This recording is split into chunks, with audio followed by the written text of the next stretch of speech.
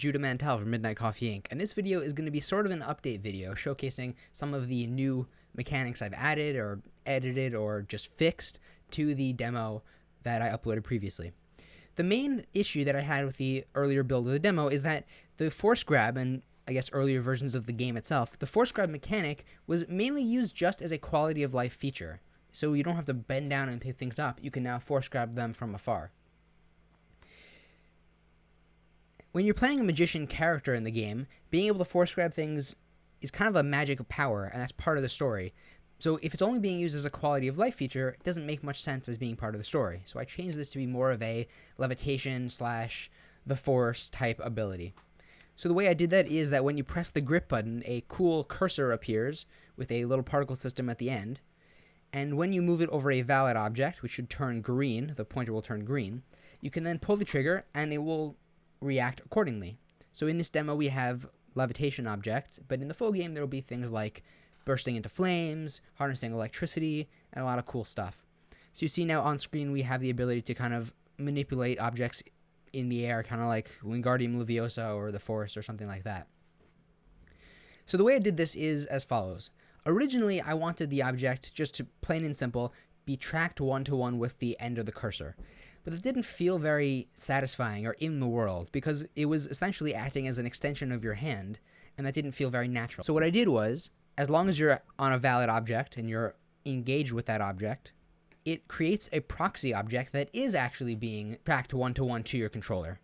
Then I create a spring joint on that object and attach the rigid body of the hovering object to that proxy object. It also gives it this cool floaty feeling. It makes it feel more magical. And it gives the added benefit of actually colliding with the world like that. Additionally, the particle system that you see on it, kind of like the magic waves thing, aside from looking kind of like a ball of gray hair, which I'm not too happy about, it uses a shader that always is shown on top, so you never lose the object. So as you see on screen soon, if it gets stuck behind something like that, you can always see where the object is, and you have no risk of losing it. And of course, if you let go, it will fall, but yeah.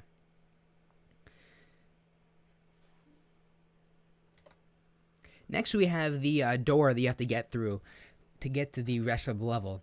Now, obviously, if you see a door in a game, you want to get through it, especially if it has a glowing little keyhole there. But what I did, and this, it seems silly, but I'm just very proud of the way I laid this out, is that as the player is approaching the door, the little key on the other side of it perfectly frames itself in the little rectangle window thing. So no matter where the player is, the height, the position, they will always see something of interest that, hey, I probably need to get that. That is actually the key that will allow you to open the door. The door is locked. So if you do go up to it, you'll see that you can't reach to grab it because it's too far away. So that kind of forces you, no pun intended, to actually force grab the object from afar. Now for objects that you actually can grab, like a key, for example, what I did was added a little threshold that if the object is within a certain distance of your actual physical controller, it'll automatically snap to your hand's position. Or for objects that you can't grab, like the crates, you can't pick them up. You can push them around, but you can't pick them up. It kind of adds more of a floaty feeling to it, which is...